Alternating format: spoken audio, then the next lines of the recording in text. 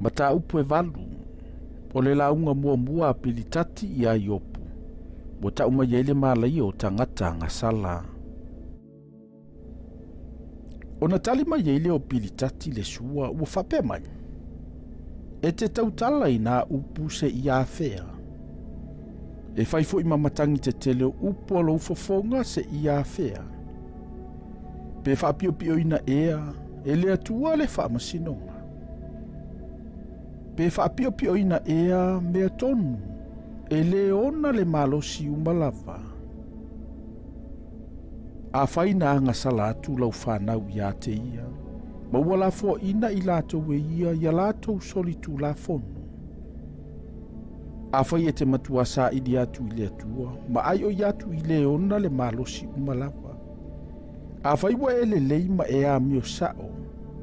E malei fua mai lava nei o ia ona o oe. E whaasaonga le mufo e ia le whale whai aila wa mio tonu. E ui lava ina iti lo amatanga. Ai matua whaatele ina lo i unga. Awa, ina e fesilia tuia i le tupulanga na mua. Ma ia e matua su e o lato matua. Awa o i tātou o tangata na nafi, o tātou leiloa. Awa o tātou waso i le lalolangi o le ata ia. Lato te lea o mai ea ia te oe. Ma tau mai ia te oe. Ma fai mai upu ai o lato loto. Pe tupu mai ea le kome a le o iei se palapala. Pe tupu mai ea le utu a le o iei se vai. A o lau ola, ma le salaina, e mua o na mamai i vau iti uma. E whapea lava alo i lato umo e whaangalo i le atua. E wha umatia fo i le wha moe le tangata wha le matau.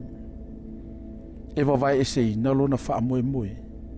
O lona wha tuanga foi, o le whale o le aponga le velea.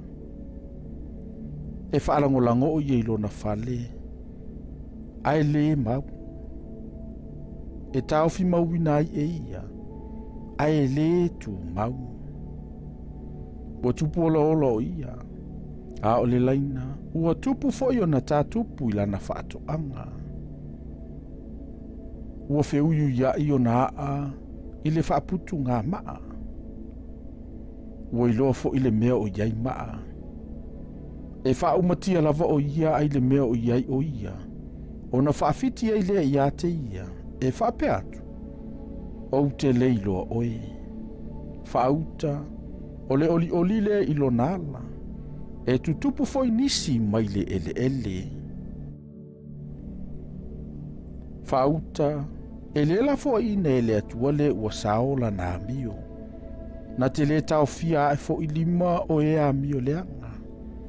Se ia whaatumuina ia lau fofonga i le ata. Maulau fofonga i le alanga fia. E wha ofuina i le maa o e ua ino mai i ate oe. O le fale ie o e a mio leanga. E le ai lea.